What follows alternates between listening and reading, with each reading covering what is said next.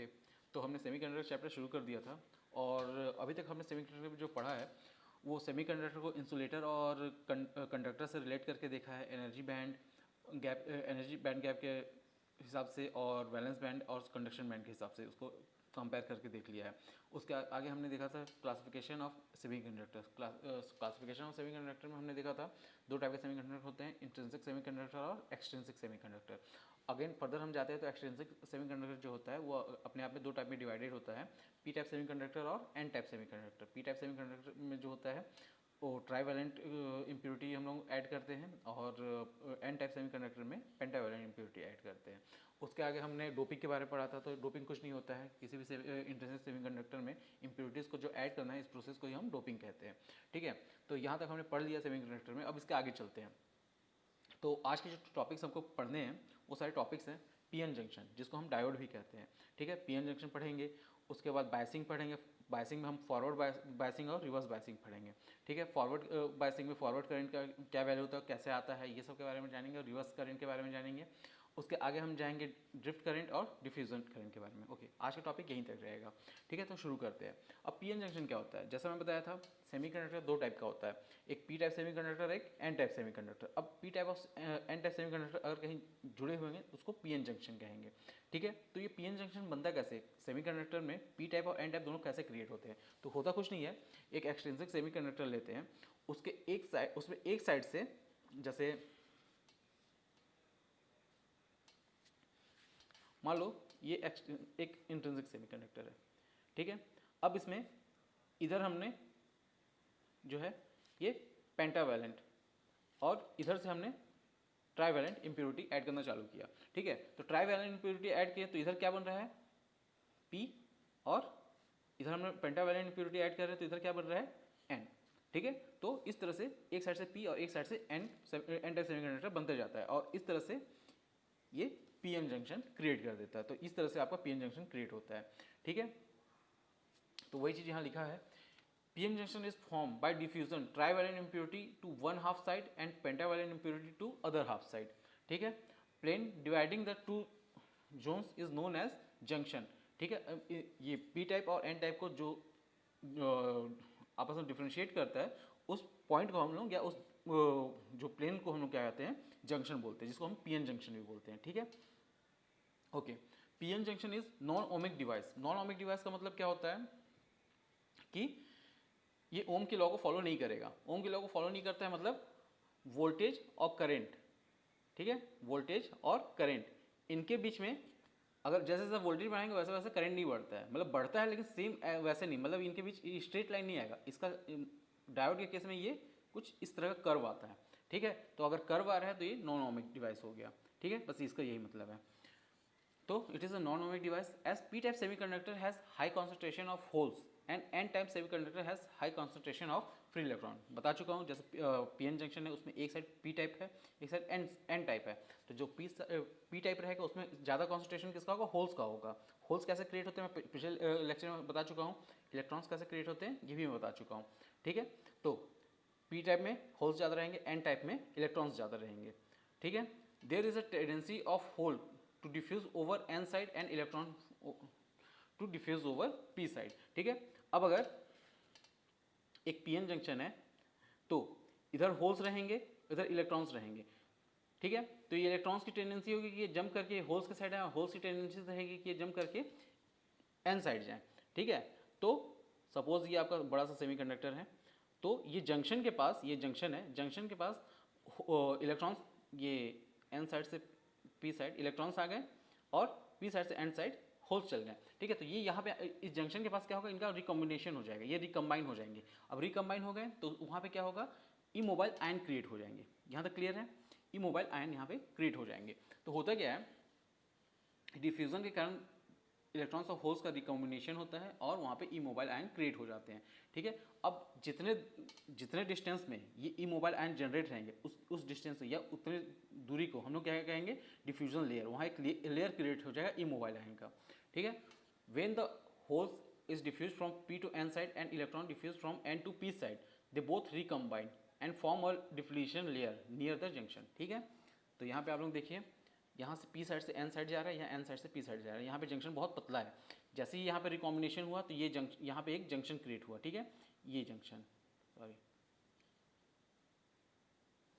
यहाँ पे ये एक जंक्शन यहाँ पे क्रिएट हो गया, ठीक है। अब ये जंक्शन जो रहेगा ये इमोबाइल आयन यहाँ पे भरे हुए हैं, तो यहाँ पे एन, ये पी साइड है, पी साइड में होल्स ज़्यादा रहेंगे, एन साइड में इलेक्ट्रॉन्स ज़्यादा रहेंगे, ठीक है। तो अब होगा क्या कि यहाँ पे इमोबाइल आयन क्रिएट हो गए। अब इमोबाइल आयन में भी इलेक्ट्रॉन और होल्स दोनों रहेंगे, तो जो पी साइड रहेगा वहाँ पॉजिटिव चार्ज है, तो वहाँ पे क्या अट्रैक्ट रहेगा, निगेटिव पार्ट, उस इमोबाइल आयन का निगेटिव पार्ट, और जिधर एन साइड है वहाँ पे उसका पॉजिटिव पार्ट। तो इमोबाइल आयन में भी पॉजिटिव निगेटिव जो रहेंगे वो जंक्शन में कुछ इस तरह से अरेंज रहेंगे, एन साइड प्लस और पी साइड माइनस। तो यहाँ पे जो इलेक्ट्रिक फील्ड बनेगा वो प्लस टू माइनस कुछ इस तरह से बनेगा, ठीक है। जंक्शन के अंदर जो इलेक्ट्रिक फील्ड रहता है वो एन टाइप से पी साइड की, पी टाइप की ओर बनता है, ठीक है। इस चीज़ को हमेशा याद रखिए, जंक्शन के अंदर जो आपको इलेक्ट्रिक फील्ड बनेगा एन साइड से पी साइड की ओर बनेगा, और इस इलेक्ट्रिक फील्ड के कारण यहाँ पे एक पोटेंशियल भी क्रिएट होगा जिसको हम लोग बैरियर पोटेंशियल कहते हैं, ठीक है। तो इस चीज़ को ध्यान रखना, इसी चीज़ को डिप्लेशन लेयर बोलते हैं, और इसमें यहाँ जो पोटेंशियल क्रिएट होगा उसको हम लोग जंक्शन पोटेंशियल या पोटेंशियल बैरियर बोलेंगे, ठीक है। अब डिप्लेशन लेयर का एक बार डेफिनेशन देख लेते हैं। There is a barrier near the junction which opposes the flow of charge carrier is known as depletion layer, ठीक है। Width of depletion layer is the in micrometer, ठीक है। जो आपका डिप्लेशन लेयर का विड्थ होगा वो माइक्रोमीटर में होगा, माइक्रोमीटर मतलब 10⁻⁶ मीटर, ठीक है, इतना बारीक होता है। अब पोटेंशियल बैरियर क्या होता है, जैसा कि मैं बताया था, दोनों एक साइड प्लस आ गया, एक साइड माइनस आ गया, जो पी टाइप है वहाँ पे माइनस आ गए और जो एन टाइप है वहाँ पे प्लस आ गया, ठीक है। तो यहाँ पे जब पॉजिटिव टू नेगेटिव एक इलेक्ट्रिक फील्ड क्रिएट हो जाएगा, और इसके कारण जो पोटेंशियल क्रिएट होगा उसको हम लोग पोटेंशियल बैरियर बोलेंगे, ठीक है। जनरली ये सिलिकॉन के केस में होता है 1.2 और जर्मेनियम केस में 0.7, ठीक है, कुछ ऐसा ही होता है। तो या ना सॉरी, सिलिकॉन के केस में 0.7 होता है और जर्मेनियम केस में 0.3 होता है, ठीक है। Potential develop in depletion layer is known as potential barrier, it is denoted by Vs, ठीक है। अब डिप्लेशन लेयर में जो पोटेंशियल बैरियर क्रिएट हुआ, उसी को पोटेंशियल क्रिएट हुआ उसी को हम लोग पोटेंशियल बैरियर बोलते हैं, और उसको Vs से डिनोट करते हैं, ठीक है। Vs is potential barrier, for silicon it is 0.7 और for germanium it is written 0.3, ठीक है। आगे चलते हैं, सेमीकंडक्टर डायोड और पीएन जंक्शन डायोड। अब मैं पीएन जंक्शन के बारे में आप लोगों को बता चुका हूँ, तो उसी चीज़ को हम लोग सेमीकंडक्टर डायोड भी बोलते हैं, ठीक है। Semiconductor diode consist of PN junction having metallic contact at both ends. अब पीएन जंक्शन है आपका, ठीक है, इसके यहाँ पर और यहाँ पे मेटालिक कॉन्टैक्ट लगा दे ताकि इसको वायर से कनेक्ट कर सके और एक सर्किट में कनेक्ट कर सके, ठीक है। Metallic contact at both ends, और सेल और battery can be connected across the metallic contact of PN junction diode, ठीक है। पीएन जंक्शन क्या होता है, पीएन जंक्शन डायोड या फिर सेमीकंडक्टर डायोड क्या होता है, आपको समझ में आ गया। अब आगे चलते हैं। अच्छा, पीएन जंक्शन डायोड का जो सिंबल होता है ये बहुत इंपॉर्टेंट है, इसको ध्यान रखना। ये कुछ ऐसा पहले ट्रायंगल बनाएंगे और एक यहाँ लकीर हो जाएगा, यही आपके डायोड का सिंबल रहेगा, ये पीएन जंक्शन डायोड का सिंबल है, ठीक है। इस चीज़ को ध्यान रखिएगा। तो symbol for PN junction diode it is important, okay. अब इसके बाद जाते हैं, यहाँ पीएन जंक्शन डायोड कंप्लीट, ठीक है। अब बायसिंग, बायसिंग क्या होता है, आप डायोड को बैटरी से कनेक्ट करते हो, ठीक है। अब डायोड को बैटरी से जो कनेक्ट करते हैं या वोल्टेज सोर्स से जो कनेक्ट करते हैं, इसी को हम लोग बायसिंग बोलते हैं। बस यही चीज़ है, डायोड को बैटरी से कनेक्ट करना ही बायसिंग होती है, ओके।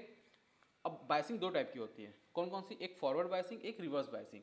अब पहले फॉरवर्ड बायसिंग के बारे में सब कुछ जान लेते, फिर रिवर्स बायसिंग के बारे में जानेंगे। कुछ भी नहीं होता है, अगर डायोड के पी टाइप को बैटरी के पॉजिटिव टर्मिनल से जोड़ें, ठीक है। यहाँ देखिए, डायोड का पी टाइप है, ये बैटरी के पॉजिटिव टर्मिनल, डायोड के पी टाइप को बैटरी के पॉजिटिव टर्मिनल से जोड़ते हैं, और डायोड के एन टाइप को बैटरी के निगेटिव टर्मिनल से, मतलब निगेटिव निगेटिव से पॉजिटिव पॉजिटिव से जुड़ा रहा, तब वहाँ पे हम कहते हैं फॉरवर्ड बायसिंग, क्लियर। तो इसको हम लोग फॉरवर्ड बायसिंग कहेंगे। ये देखिए, पी जो है प्लस से और एन जो है नेगेटिव से, ठीक है। तो इस चीज़ का ध्यान रखिए, जहाँ हम लोग लकीर खींचते हैं वो एन होता है, और जो ट्रायंगल का बेस होता है वो पी टाइप होता है, ठीक है, सिंबल में। इस चीज़ को भी ध्यान रखिएगा, ठीक है। अब फॉरवर्ड बायसिंग की, देखो एक चीज़ तो पहले समझ लो, बैटरी का कुछ, मान लो ये वेरिएबल बैटरी है, वेरिएबल वोल्टेज सोर्स है। अब हम लोग जब 0 वोल्ट किए तो क्या यहाँ से करंट फ्लो होगा, अगर मान लो 0.1 किए। अब ये सिलिकॉन का डायोड बना हुआ है, ठीक है। सिलिकॉन का मैं पोटेंशियल बैरियर कितना बताया था, 0.7। तो मतलब कि यहाँ पर 0.7 वोल्ट है, वो उसका डायरेक्शन क्या है, ये N type to N P type semiconductor, उसका डायरेक्शन ये है। आप जो वोल्टेज अप्लाई करें उसके कारण जो वोल्टेज आएगा उसका डायरेक्शन पी टू एन रहेगा, ठीक है।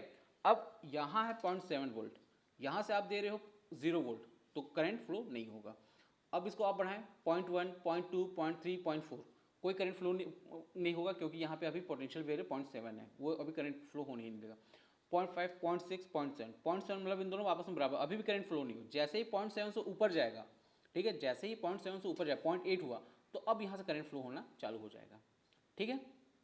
तो इस तरह से यहाँ करंट फ्लो होता है। और कहाँ से शुरू होता है, जब वोल्टेज आपका 0.7 पहुँच जाएगा या कट इन वोल्टेज को क्रॉस कर लेगा, ठीक है। पोटेंशियल वेरियर से जैसे ज़्यादा वोल्टेज होगा उसके बाद ही आप में आपके सेमीकंडक्टर के थ्रू करंट फ्लो होना चालू होता है। तो इस चीज़ को ध्यान रखिएगा, ठीक है। When P part of PN junction is connected with positive terminal of battery and N part of PN junction is connected with negative terminal of battery, then this type of biasing is known as forward biasing, ठीक है। Minority not pass depletion layer, अब इसमें क्या होता है, इस तरह के बायसिंग में माइनॉरिटी चार्ज कैरियर जो है डिप्लीशन लेयर को क्रॉस नहीं कर पाते, बस इतना ध्यान रखें। जो चार्ज कैरियर क्रॉस कर पाते वो मेजोरिटी होती है। मेजोरिटी मतलब पी टाइप में मेजोरिटी क्या होगा, होल्स, एन टाइप में मेजोरिटी क्या होगा, इलेक्ट्रॉन्स, ठीक है। और एन टाइप में माइनॉरिटी क्या होगा, जो कम प्रेजेंट होगा, ठीक है। इसमें इलेक्ट्रॉन प्रेजेंट रहते हैं, कुछ ना कुछ होल्स भी प्रेजेंट रहते हैं, उसमें माइनॉरिटी होल्स, और पी टाइप में माइनॉरिटी क्या हो जाएंगे, इलेक्ट्रॉन, ठीक है। तो चलिए आगे चलते हैं। Holes of P N junction moves towards N junction, ठीक है। होल्स जो होंगे जो पी एन जंक्शन के होल्स हैं वो पी टाइप से एन टाइप की ओर जाना चालू होंगे, एंड इलेक्ट्रॉन जो है एन टाइप से पी टाइप जाना चालू हो जाएंगे। Majority charge carriers crosses the depletion layer and forward current generated, ठीक है। और मेजॉरिटी चार्ज कैरियर्स मतलब पी साइड से, एक चीज़ समझ लीजिए, पी साइड से होल्स इस डायरेक्शन में जाना चालू है, एन साइड से इलेक्ट्रॉन्स इस डायरेक्शन में जाना चालू है। अब एक चीज़ बताइए, इलेक्ट्रॉन्स जिस डायरेक्शन में जाते हैं उसके अपोजिट में करंट फ्लो होता है, करेक्ट, तो करंट की डायरेक्शन इधर, ठीक है। होल्स जिस डायरेक्शन में जाते हैं करंट भी उसी डायरेक्शन में फ्लो होता है, तो इसकी करंट की डायरेक्शन भी इधर, तो ये दोनों एक ही डायरेक्शन में होंगे और टोटल करंट बैटरी के पॉजिटिव से नेगेटिव की ओर, जैसा हमने करंट चैप्टर में पढ़ा है वैसे ही फ्लो होते रहेगा, ठीक है। तो ये होता है, ओके। अब इसका फॉरवर्ड बायस का ग्राफ देख लेते हैं। ये करंट है आपका, और ये करंट, ये वोल्टेज। मैं आपको जैसे बताया था कि जब तक आप कट इन वोल्टेज को क्रॉस नहीं कर लेते, मतलब ये यहाँ से यहाँ तक ये आपका पोटेंशियल बैरियर है, जब तक ये 0.7 यहाँ पे 0.7 कहीं होगा, ठीक है। जैसे ही 0.7 को क्रॉस करेगा, मतलब वोल्टेज को आप बढ़ाते जा रहे हो, लेकिन करंट बढ़ा क्या, नहीं बढ़ा। जैसे ही आप कट इन वोल्टेज को क्रॉस किए तो करंट भी बढ़ना चालू हुआ, वोल्टेज भी बढ़ रहा है, इधर वोल्टेज बढ़ रहा है, इधर करंट बढ़ रहा है, ये इस तरह से बढ़ना चालू हुआ। थोड़ी देर को बढ़ा, फिर उसके बाद क्या होता है, करंट सैचुरेट हो जाता है, मतलब उससे ज़्यादा नहीं बढ़ता, वोल्टेज आप बढ़ाते जाओ, कोई दिक्कत नहीं है, ठीक है। मतलब सॉरी, करंट बढ़ते जाता है, वोल्टेज आप बढ़ाते जाओ, कोई फर्क नहीं पड़ता है, ठीक है। तो ऐसा होता है। तो ये आपका फॉरवर्ड बायसिंग का ग्राफ हो गया, ठीक है। अब अगला चलते हैं। अच्छा, फॉरवर्ड बायसिंग में कुछ स्पेशल पॉइंट है, वो सब देख लेते हैं। Width of depletion layer decreases. अब फॉरवर्ड बायस में अगर कनेक्ट करते हो डायोड को, तो उसमें क्या उसका डिप्लीशन लेयर बढ़ेगा या कम होगा, ऑब्वियसली कम होगा। क्यों, क्योंकि हम लोग क्योंकि P ये N, P को प्लस दे रहे हैं, N को निगेटिव दे रहे हैं, ठीक है। यहाँ डिप्लीशन लेयर है, ठीक है। अब यहाँ से पॉजिटिव इस होल्स को और इधर रिपल करेगा, यहाँ से निगेटिव इन इलेक्ट्रॉन्स को और इस साइड रिपल करेगा, ठीक है। तो इसके कारण जो आपका डिप्लीशन लेयर है मोटे से पतला होते जाएगा, तो width of depletion layer decrease होगा। पोटेंशियल बैरियर जो होगा वो भी रिड्यूस होगा। क्यों, पहले 0.7 वोल्ट था, जैसे जैसे हम लोग पोटेंशियल बढ़ाते हैं उसका पोटेंशियल बैरियर कम होते जा रहा है, ठीक है। PN junction offered low resistance in forward bias, ठीक है। फॉरवर्ड बायस में रेजिस्टेंस आपका कम रहेगा, ठीक है, और रिवर्स बायस में रेजिस्टेंस ज़्यादा रहेगा। इस चीज़ को समझ लीजिएगा। अब ये क्यों होता है, इसको हम लोग डायनेमिक रेजिस्टेंस के थ्रू समझते हैं, ठीक है। अब मैं आप लोग फॉरवर्ड बायस का कैरेक्टरिस्टिक प्लॉट करने से बताया था, तो उसका ग्राफ कुछ इस तरह से बताया था, ठीक है। अब ये ग्राफ है आपका फॉरवर्ड बायस का।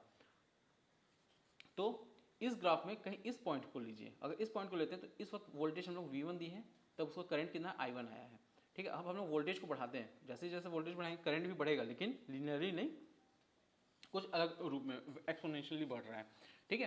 तो अब हम लोग जैसे ही वोल्टेज V2 किए तो करंट I2 आया, ठीक है। तो हम लोग को ओम्स के लॉ से पता है R equal to V upon I, ठीक है। तो डायनेमिक रेजिस्टेंस अगर बोलेंगे तो del R equal to del V upon del I। Del का मतलब क्या होता है, चेंज इन वोल्टेज, मतलब V2 minus V1 will be del V, और डेल I का मतलब I2 minus I1 del I, ठीक है। तो del V upon del I करेंगे तो हमको क्या मिल जाएगा, डेल R की वैल्यू मिल जाएगी, ठीक है। तो फॉरवर्ड बायस में करेंगे तो ये हमारी वैल्यू आती है अप्रॉक्स 100 ओम के अप्रॉक्स, ठीक है। तो फॉरवर्ड बायस में आपका जो डायनेमिक रेजिस्टेंस है वो 100 ओम आता है, ठीक है। तो value of forward dynamic resistance is 100 ओम। और फॉरवर्ड करंट क्या होता है, ऑब्वियसली फॉरवर्ड बायस हम प्रोवाइड करें उस कंडीशन में डायोड से जो करंट फ्लो हो रहा है उसी को हम लोग फॉरवर्ड करंट बोलेंगे।